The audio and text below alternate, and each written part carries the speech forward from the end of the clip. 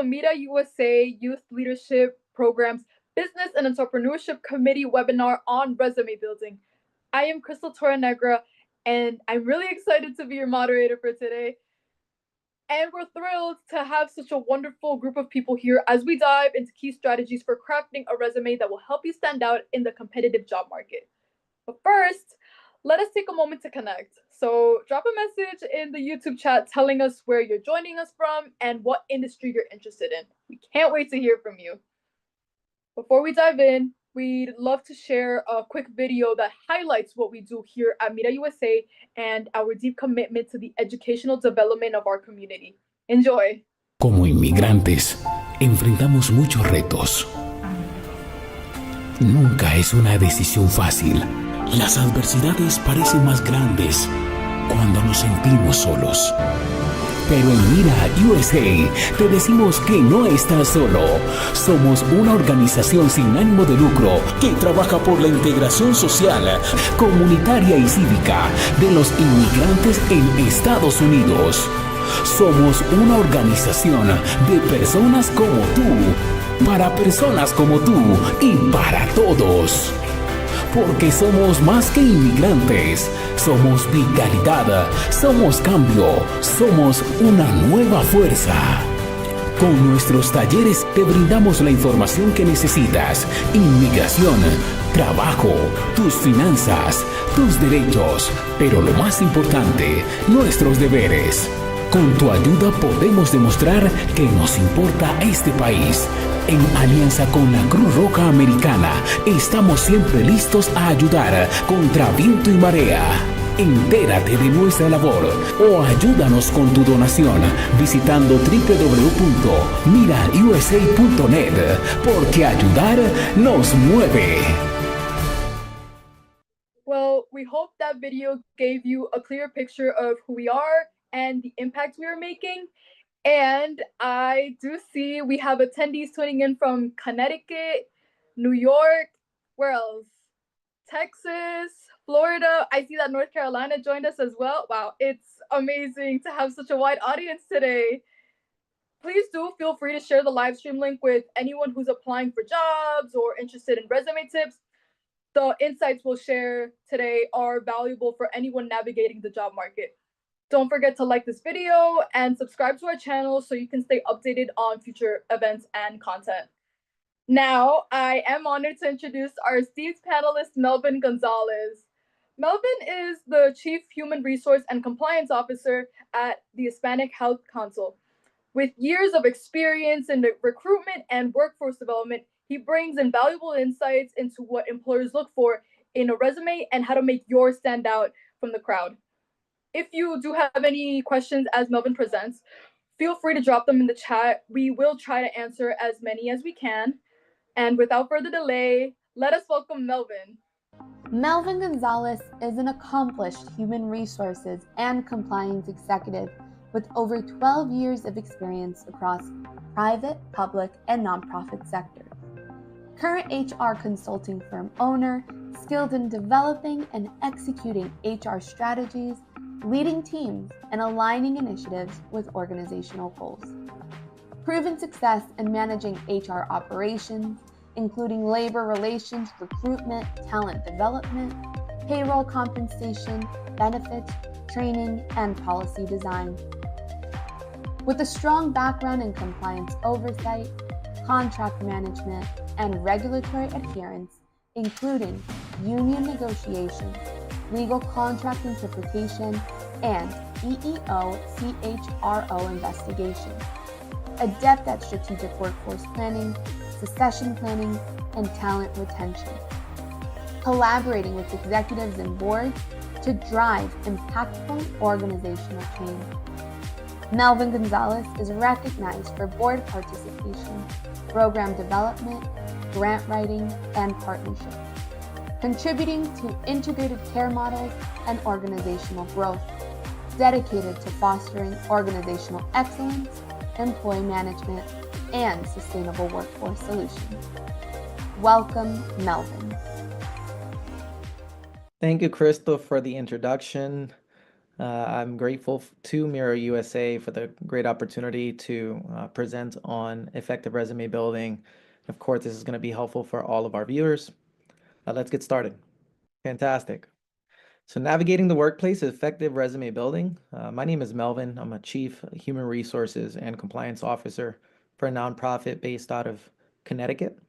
I also have my own human resource consulting LLC business.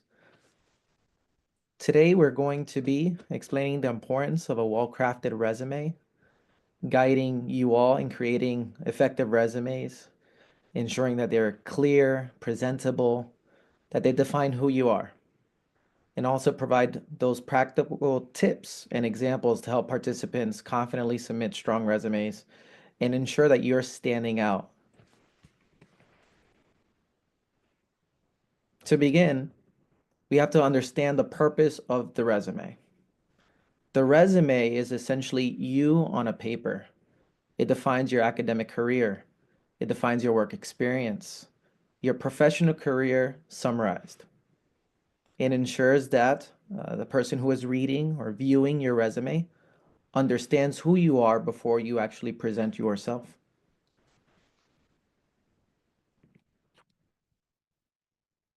When presenting a resume, of course, there's different types of resumes. There's a chronological approach to a resume, which essentially orders your professional experience by date. There's also a functional resume that distributes the information by topic. Lastly, we have a combined resume, which uses both the chronological and functional aspects of a resume. Let's look at some examples. Here we see an example of a chronological resume. This resume is the most common. Essentially, it's your work experience chronologically ordered by date. Usually, the most recent date is at the top and thereafter in order, inversely. We also have an example here of a functional resume. This resume highlights specific skills that are needed to ensure that you are a top candidate for a role. Some of these skills could be media training, others can be a trade, or specific construction projects, all determined by your background, your experience, and the field which you're looking to get into.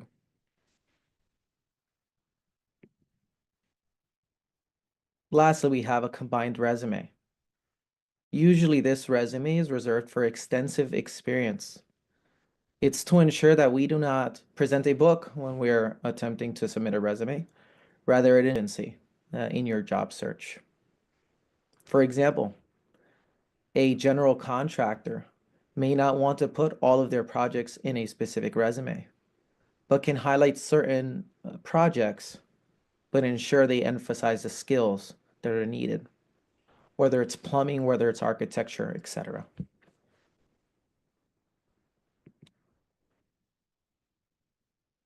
So what is the role of a resume in our job search? Essentially, the resume is the most crucial step in ensuring that you become attractive to recruiters. Without this, there is no interview. So ensuring that you have an effective resume, ensuring that it is capturing your talent, ensuring that it's capturing your professional experience, this is what's going to get you called for an interview.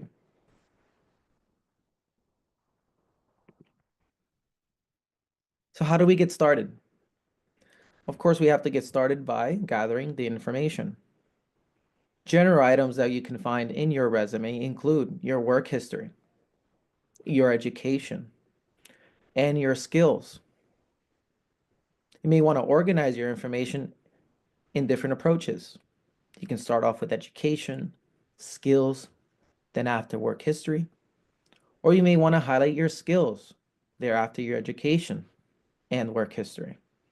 It all depends on what you bring forth and what you're interested in highlighting and emphasizing in your resume. For example, our audience today may be young individuals that may not have all the extensive experience to be able to share in a resume. But just because we're new to the workplace or to the workforce doesn't mean we don't have relevant experience and skills to highlight. Have you had summer work? Have you volunteered services? Have you led a program? Or have you been in a leadership role? For example, if you've prepared events, you can emphasize this in your resume as informal event planning. My invitation for you all, starting off in your career paths, is to get involved. Get involved in your universities. Get involved with different nonprofits. Simply get involved. Gain the experience, gain the information, that which in turn you can put in your resume and speak to each experience when you're present in an interview. So the anatomy of a resume, it starts off usually with you, your name, where do you reside, your contact number, and your email. Of course, these are very, very important so that the interviewer may contact you. You should not submit an address. A city and a state is sufficient. The objective of this resume portion is to highlight who you are and what you can bring forward. It's more than wishes, as you can see in the presentation. It sums up the 5 W's. It's you. It's what you're bringing forward. Where, when, and why. Ensuring that your statement and your summary are action-driven and focused plays a very big role and a crucial role in identifying who you are to the recruiters. Another portion of your resume is your education. This is something you should focus on as it pertains to the field or the work that you're trying to identify or get into, ensuring that the institution is highlighted, ensuring that the degree is highlighted. The date's not really a requirement when you graduated specifically, rather that you have obtained the degree. Your work experience sells your profile. It's not about the big words, it's about the actions. Actions that, of course, when you're called into an interview, you can speak to. So it's not about formulating a notion of something we're not. Rather, emphasize that which you have done in a great manner. And when called to an interview, you can speak to those actions. More to come on this in later slides. Skills. Skills are, of course, experience dependent. We want to ensure that we keep skills relevant, or that we ensure relevancy when we're sharing items on our resume. For example, you may have a skill in juggling, but perhaps that is not useful for the workplace. Other optional sections, certifications, awards, and publications, at times these become very, very needed and very, very relevant, specifically in the fields of research and others. So when we're crafting a resume, the essence is to ensure that it is persuasive. And as mentioned earlier, we want to ensure relevancy. We want to make sure it's action-oriented or driven. Examples of an effective statement. You'll see here, graduated in marketing and specialized in SEO and web positioning with 7 years of experience in the sector. An example that perhaps is not as persuasive is a wish. Looking to gain more experience in marketing since I have received my degree, with the interest of benefiting the company. As you can tell, both are quite similar, but both have very different impacts. The first, of course, highlights not only that you have gained the educational and theoretical experience, but you've also gained the practical experience. And this is emphasized as you create this effective statement. As we continue, we want to ensure that this statement is tailored to our audience. Who are we speaking to? What is the job that we're applying for? Graduated in marketing and specialized in SEO and web positioning with 7 years of experience in this sector. Additionally, in charge of the SEO maintenance of a commerce portal with more than 3 million monthly visits. Perhaps this individual is looking for a promotion. Perhaps this individual is looking for a leadership role. This is ensuring that you're keeping in mind your audience, who's the potential interviewer, the person who is reviewing your resume, and ensuring it's tailored to that person. The example that we shouldn't follow is adding a simple customer service expertise.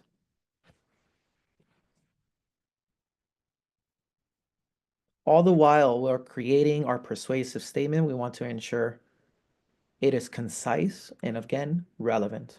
Can't emphasize that word enough. Relevancy is key. Capable of managing and positioning content for all types of blogs. It gives examples and also emphasizes the use of web pages. The example we should strive to stay away from is responsible and detailed in what I am assigned, doing it with great joy.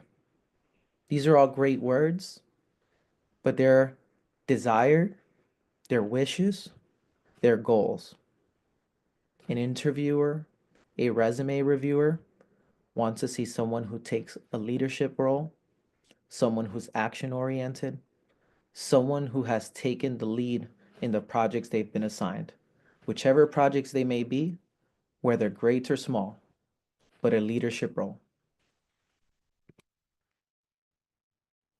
So when we're detailing our education, so we've identified who we are, we've established a persuasive and effective statement, identifying ourselves as professionals. We may want to highlight our education to start off. The education should be in reverse chronological order, depending on where in your educational experience you are. If you have a master's degree, start off with that, with your most recent title at the top, or degree at the top, and then work your way down. Content should include the institution. Employers do look at the institution of which you graduated. Perhaps a year of graduation is not necessary, but it may be included as well.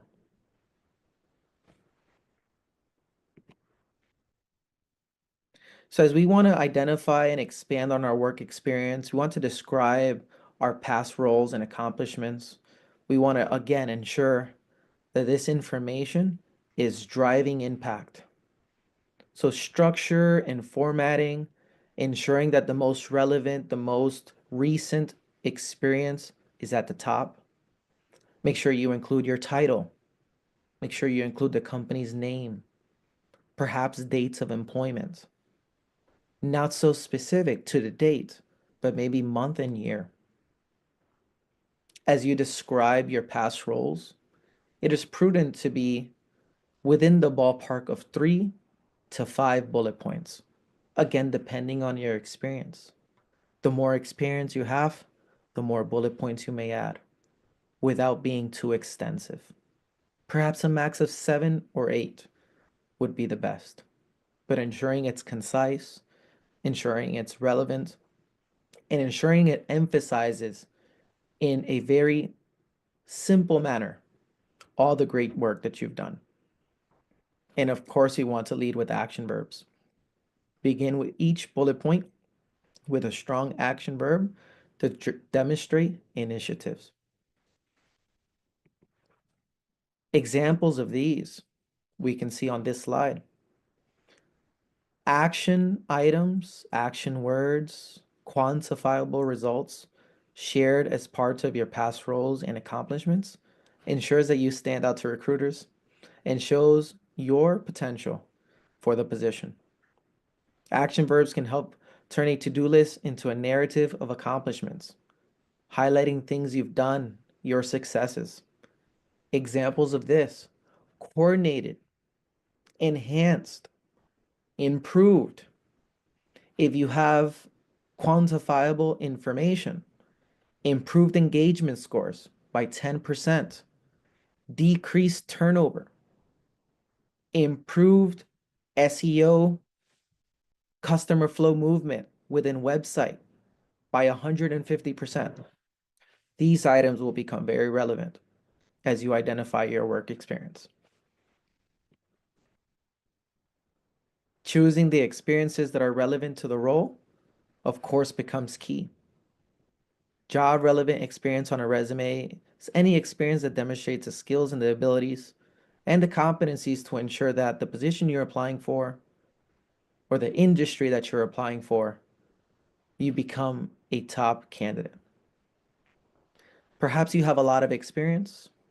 Perhaps you volunteered in many different projects, but ensuring that your resume is concise and clear, it's what's going to matter to the resume reviewer. So as you go and customize your resume, as you look for jobs to apply for, ensure that you diligently read job descriptions and highlight those keywords, the desires of the organization, and include those into your resume. So tailoring this resume to each job becomes important. Of course, it increases the chances of getting an interview. It demonstrates that you've not only read, but understand the role of which you're applying for. It highlights that you are a relevant candidate. And it also distinguishes yourself. I'll tell you from experience, I've reviewed thousands of resumes. I can tell someone who has read the job description and someone who has not.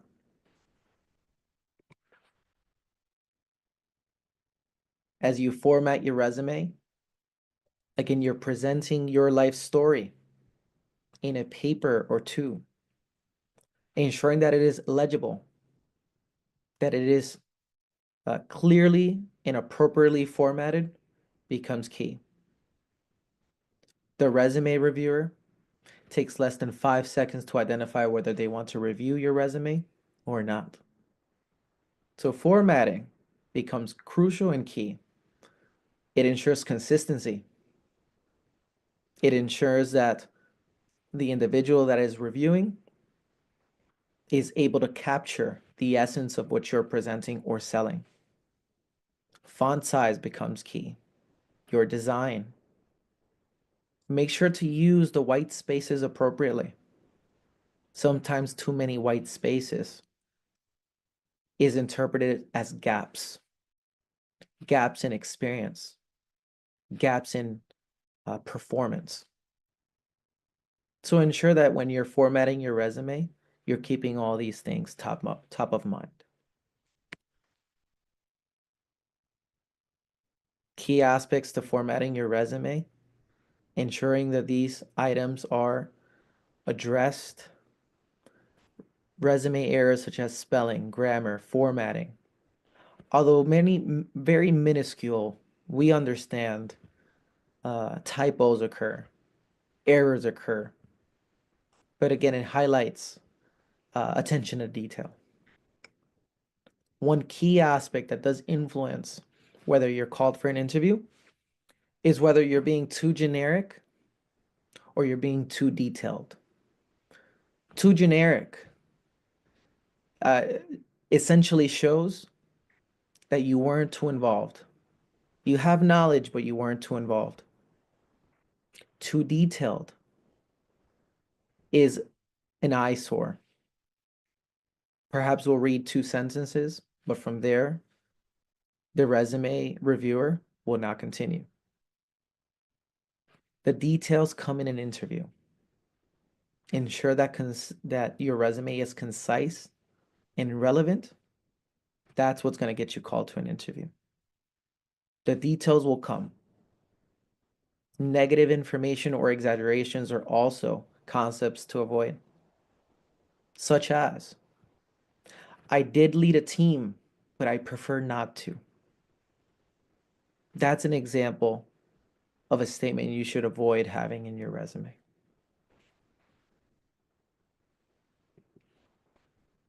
To build an effective resume, there's many tools in today's time, many AI generated tools, interesting resume building, ChatGPT being one, Canva to make it very presentable.